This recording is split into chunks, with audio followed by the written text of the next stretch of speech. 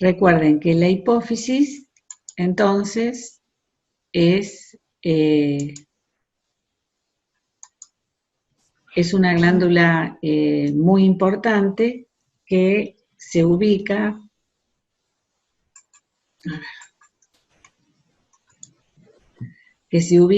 en el sistema nervioso central y que tiene por encima al hipotálamo. Y tiene una parte anterior o adenohipófisis y una parte posterior o neurohipófisis.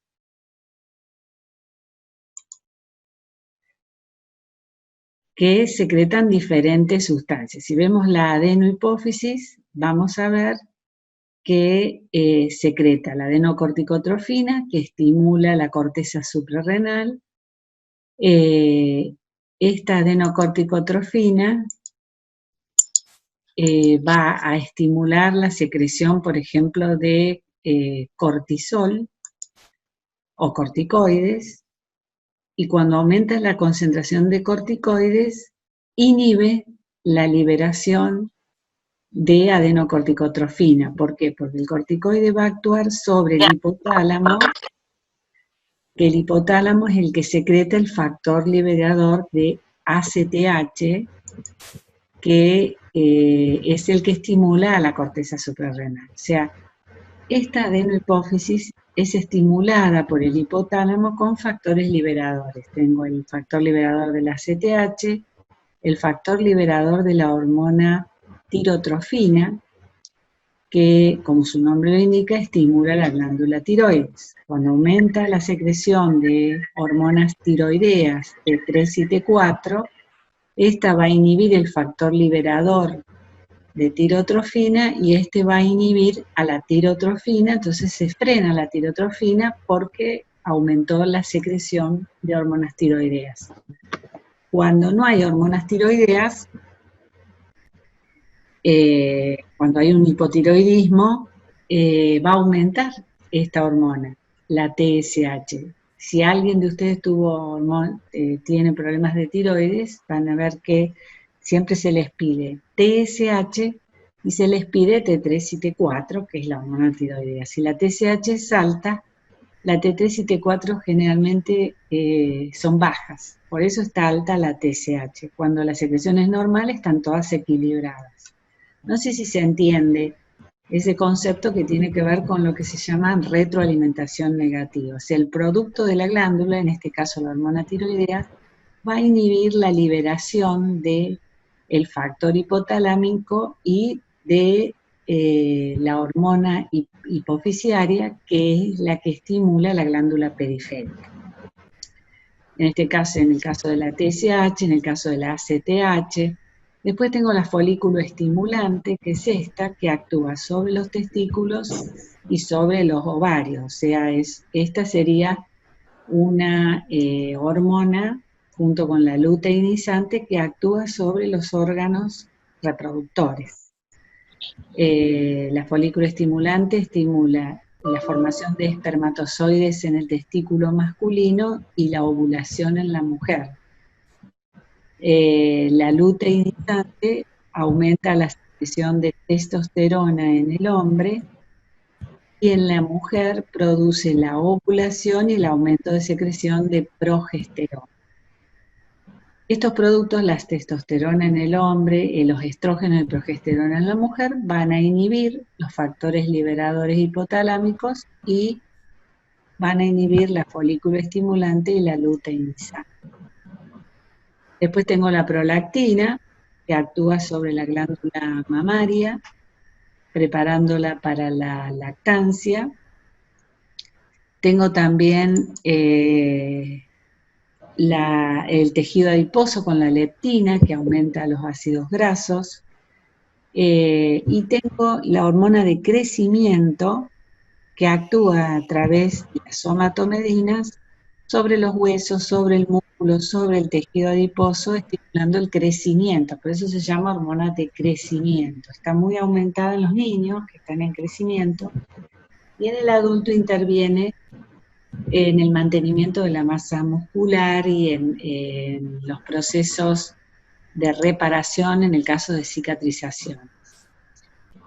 Todas esas son las hormonas de la adenohipófisis. Después tengo las de la neurohipófisis.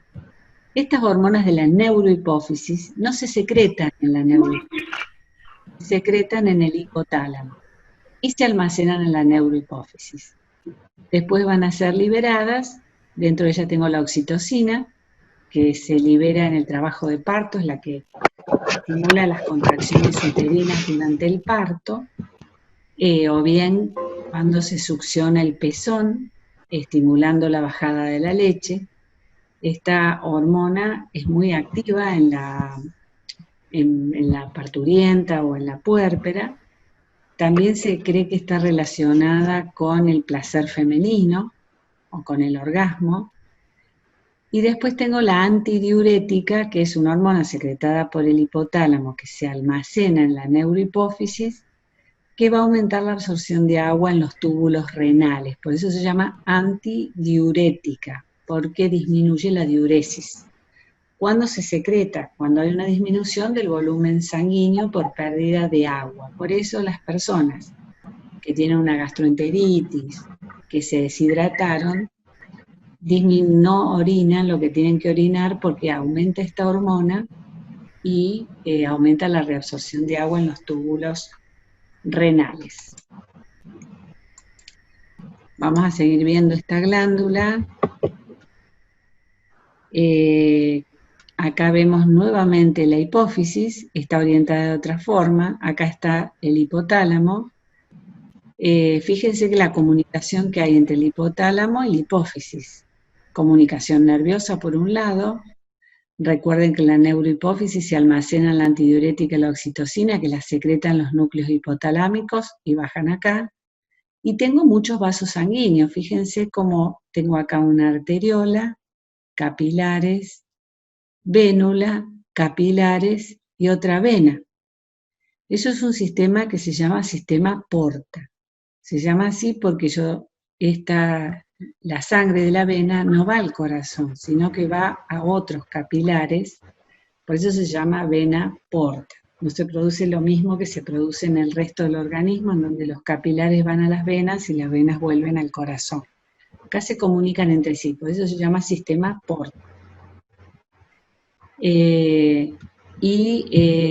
A estas venas van a ir todos los productos de la adenohipófisis y a este sistema van a ir los de la neurohipófisis. Esto es para que veamos cómo tengo el sistema nervioso central con el hipotálamo, la hipófisis. El hipotálamo libera un factor liberador que estimula la glándula hipófisis, que secreta una hormona estimulante de una glándula periférica, que puede ser la tiroides, la suprarrenal, como estábamos viendo, o los órganos reproductores. En este caso es el ovario, un órgano reproductor, el cual, al aumentar la secreción de estrógenos o de progesterona, me va a inhibir el hipotálamo y de esa manera va a disminuir la liberación de la hormona hipofisiaria y no se va a activar exageradamente el ovario. Lo mismo sucede con la tiroides. Acá lo volvemos a ver.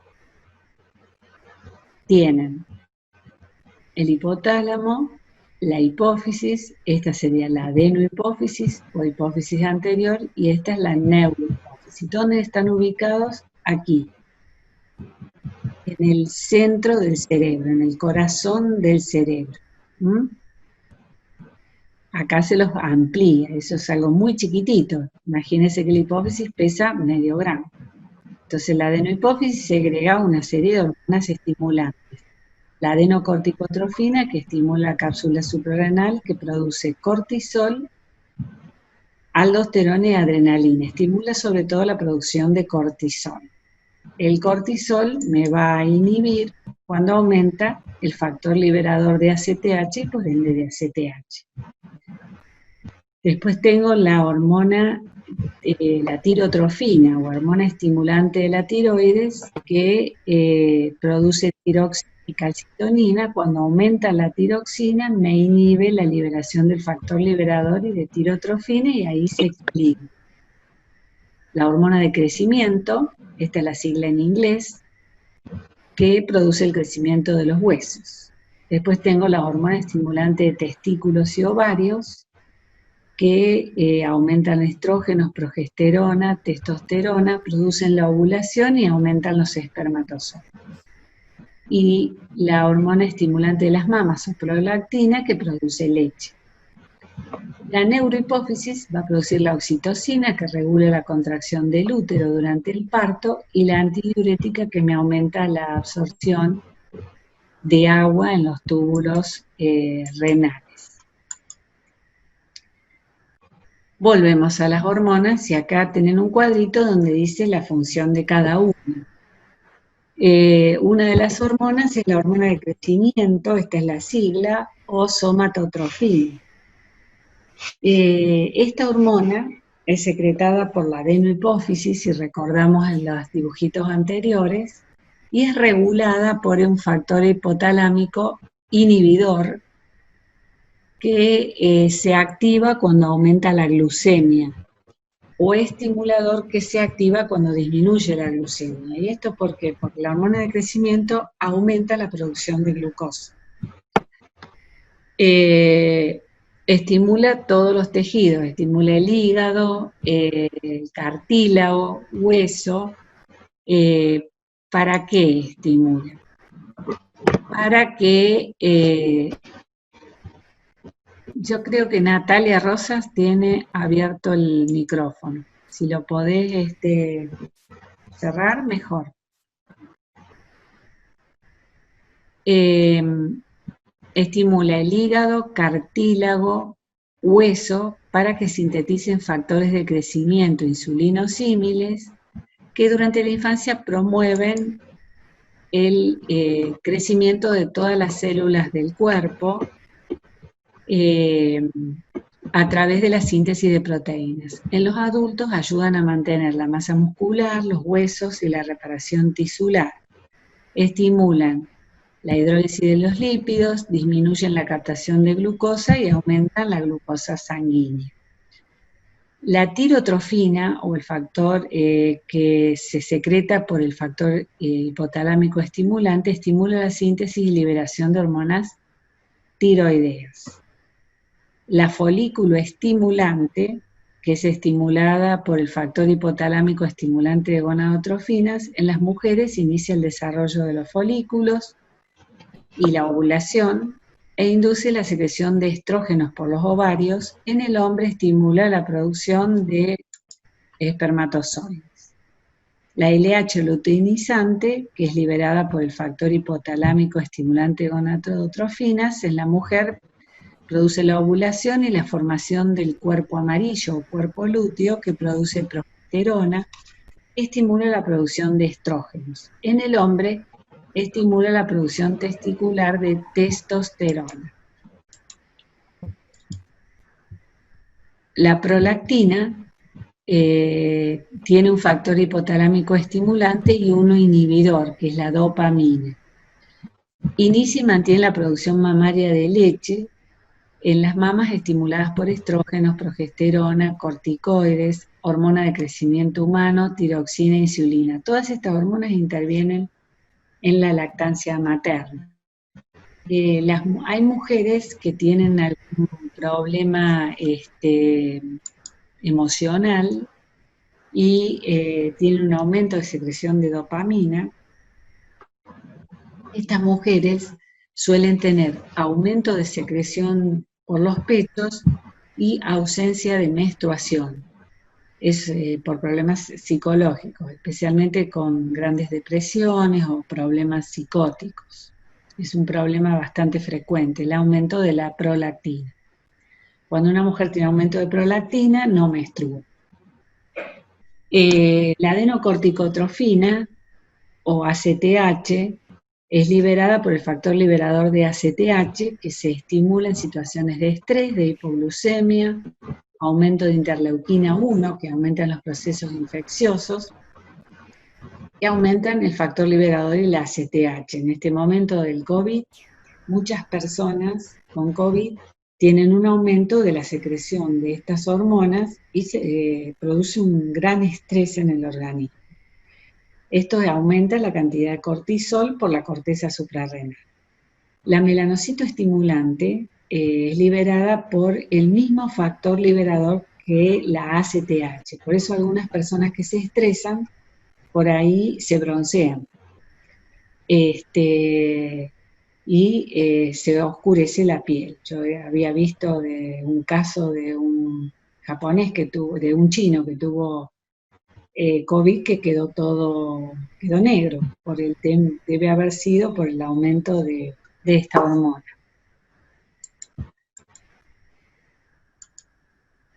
La oxitocina, decíamos que es producida por las células del hipotálamo y se almacena en la neurohipófisis. Se secreta ante la distensión del músculo uterino por el feto, ¿no es cierto?, en el embarazo, ya cuando el feto llega al término, desencadena las contracciones uterinas, y también por la succión del pezón y produce la bajada de la leche. Estimula la contracción de células musculares lisas del útero y de las células mioepiteliales de la glándula mamaria para producir la eyección de la leche. El estímulo en este caso es la succión del pezón por parte del bebé. O por ahí también puede ser una bomba extractora de leche, como se les coloca a las mamás que tienen sus bebés en terapia intensiva. La antidiurética o vasopresina es secretada por el núcleo supraóptico del hipotálamo, que segrega antidiurética en respuesta a un aumento de la osmolaridad sanguínea en un proceso de deshidratación con pérdida de agua, también ante situaciones de dolor o de estrés. Es inhibida cuando la presión osmótica es baja o por la ingesta de alcohol. Por eso muchas veces el que ingirió mucho alcohol tiene un aumento de diuresis. Esta es una hormona que conserva el agua, que disminuye el volumen urinario, disminuye la pérdida de agua por vapor, aumentando la presión sanguínea también por vasoconstricción. O sea que es una hormona que se activa en casos de pérdida de líquido. Esto es para explicarles nuevamente la retroalimentación negativa, en este caso, por un lado, con la corteza suprarrenal, para que volvamos a refrescar este tema. El hipotálamo libera el factor deliberador que actúa sobre la adenohipófisis, estimula la secreción de ACTH, que actúa sobre la corteza suprarrenal, que aumenta el cortisol, el cual va a inhibir la secreción del factor liberador hipotalámico y por ende de ACTH se va a compensar. En el caso de la tiroides, el hipotálamo libera el factor liberador de tirotrofina, este estimula la secreción de T3 y T4 y estas van a inhibir la secreción del factor liberador y se va a establecer el equilibrio.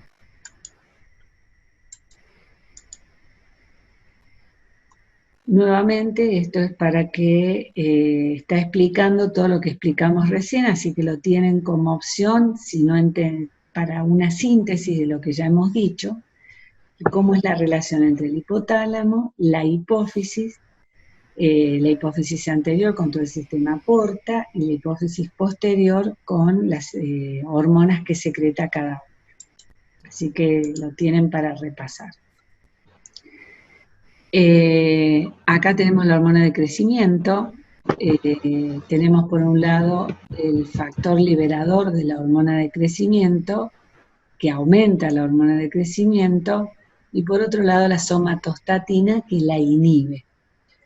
En este caso, la hormona de crecimiento va a estimular en el hígado y en el músculo la secreción de los factores insulinosímicos, que son estos, que van a aumentar la síntesis de proteínas y así el crecimiento de los huesos y de la masa muscular en los niños, y en los adultos van a estimular el mantenimiento de esa masa muscular o del hueso o la cicatrización de las heridas.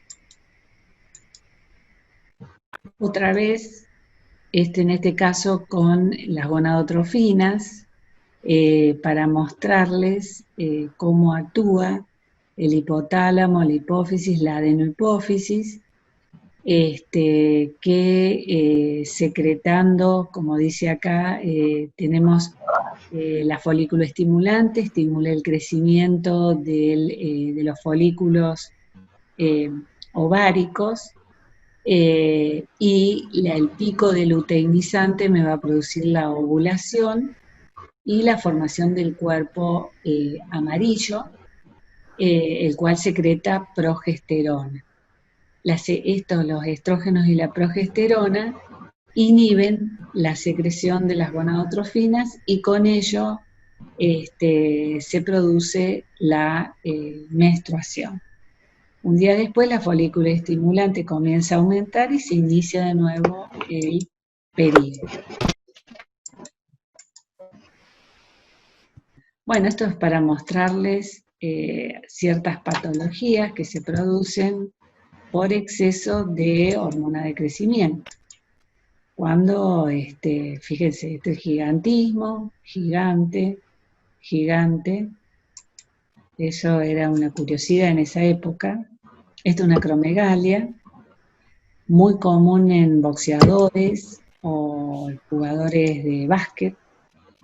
Fíjense, esto es por exceso de hormona de crecimiento, que no está bien regulada por un tumor que produce hormona de crecimiento.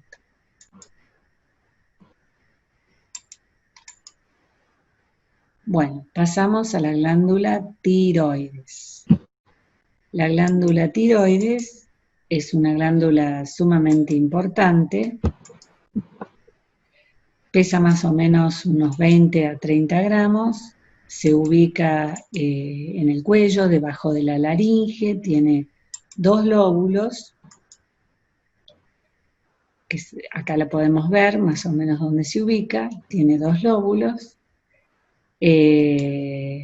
y acá la vemos también, esta sería el cartílago tiroides, por eso se llama cartílago de la laringe, la nuez de Adán sería, y acá tengo la glándula a nivel de la tráquea. Tiene 2 lóbulos y tiene un istmo central. Se forma en la base de la lengua y desciende por un conducto hasta ubicarse a nivel del cuello, por debajo de la laringe.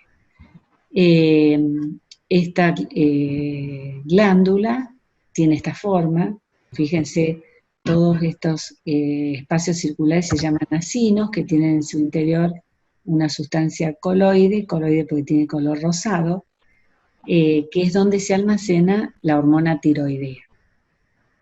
Todas estas células tienen receptores, que son los receptores de la TSH, o tirotrofina, secretada por la adenohipófisis, en respuesta al factor liberador de TSH que lo secreta el hipotálamo. La TSH estimula la glándula tiroides y se secreta T3 y T4, que al aumentar su nivel me va a inhibir el factor liberador y va a inhibir la TSH y se va a establecer el equilibrio. Estas hormonas que se secretan con 4 átomos de yodo o con 3, así que se llaman T4 y T3, se liberan a la circulación y se unen a una proteína transportadora o proteína globulina de unión de la hormona tiroidea y se transporta en sangre. ¿Por qué se transporta unida a proteínas? Porque recuerden que esta es una hormona liposoluble. La mayor parte de la T4 se transforma en T3, que es mucho más potente en los órganos periféricos. La mayoría ¿por qué es tan importante la hormona tiroidea? La mayoría de las células del cuerpo tienen receptores para T3 y T4, por lo cual ejercen sus efectos sobre todo el organismo. ¿Qué producen? Un aumento del metabolismo basal. O sea, ¿qué es el metabolismo? Es el consumo de oxígeno para producir adenosín-trifosfato o ATP, que es el que tiene la energía. Incluso estimulan la síntesis de las bombas de sodio-potasio y como producen tanta energía son fundamentales para el mantenimiento de la temperatura corporal. Por eso una persona con baja cantidad de hormona tiroidea siente frío y tiene la piel fría, porque disminuye su metabolismo. estimulan con esta energía la síntesis de proteínas, aumenta el empleo de la glucosa y de los ácidos grasos para producir ATP, o sea que no se acumulan porque está la persona continuamente produciendo ATP, aumenta la liberación de ácidos grasos de los lípidos, o sea, lipólisis, y acelera la excreción de colesterol. Por eso el hipotiroideo, que tiene bajos niveles de la hormona tiroidea, tiene el colesterol alto. Potencian la acción de las catecolaminas por incremento de receptores beta, o sea, de la adrenalina y noradrenalina. Por eso el hipertiroideo suele tener taquicardia. Y junto con la hormona de crecimiento, la insulina, aceleran el crecimiento corporal.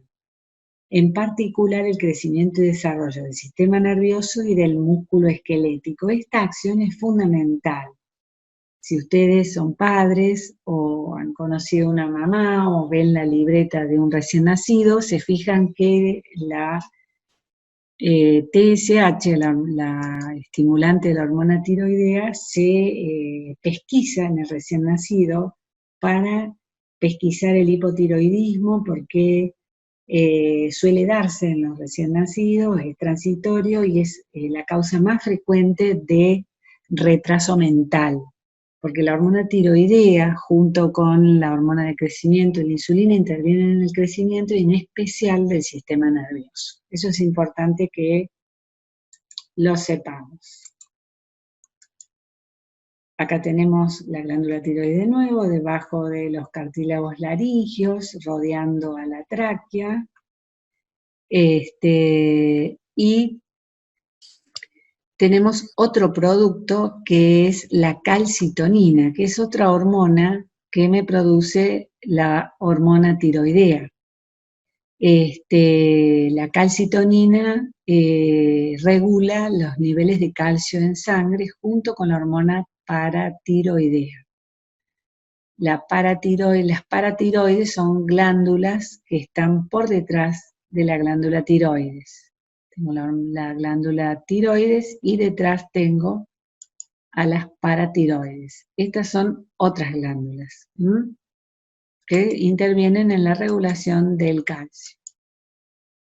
La hormona paratiroidea es secretada por las paratiroides, que son 4, 2 superiores y 2 inferiores, que están detrás de los lóbulos tiroideos, y que se secreta cuando el nivel de calcio es bajo en sangre, estimula la secreción de paratohormona, y el nivel bajo de calcio en sangre inhibe la secreción de paratohormona. No, acá hay un error, el nivel alto de calcio.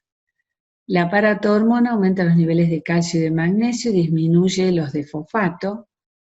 ¿De qué manera lo hace? Porque aumenta la reabsorción ósea por los osteoclastos con liberación de calcio y fosfato hacia la circulación. Por otra parte, disminuye la pérdida de calcio y magnesio por orina y aumenta la eliminación de fosfato, disminuyendo el nivel sanguíneo de fosfato.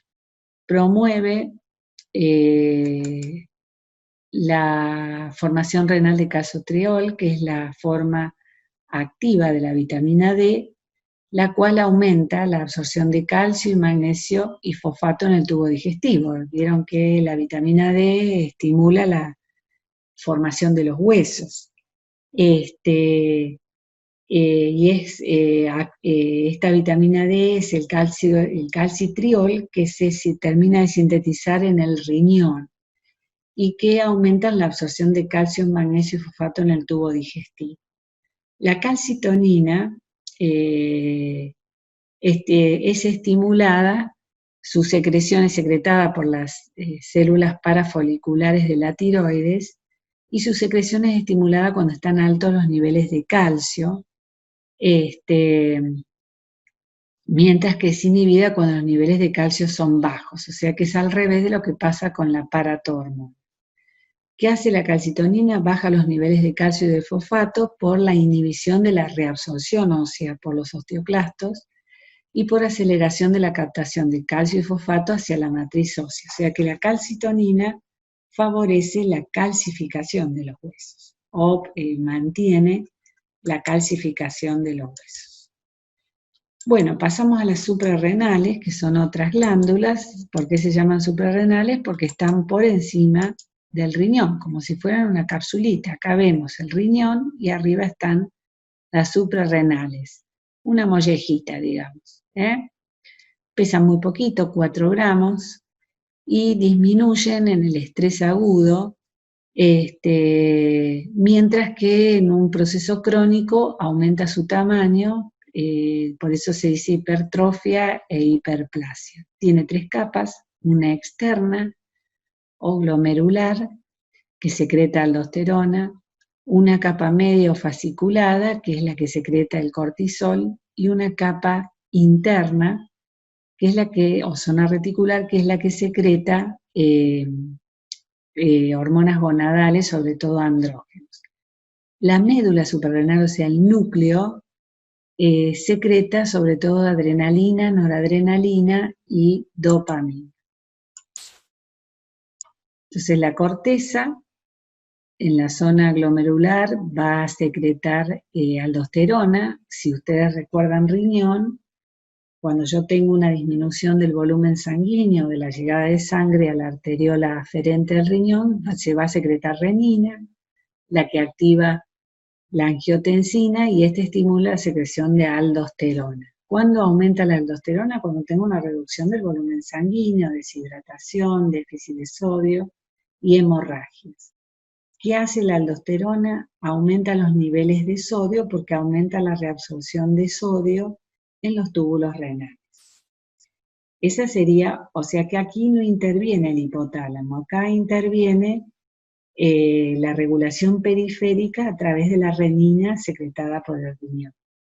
En cambio, el cortisol, que lo secreta la zona fasciculada, es liberado por acción de la ACTH en respuesta al estrés físico, emocional y un nivel de corticoides bajos.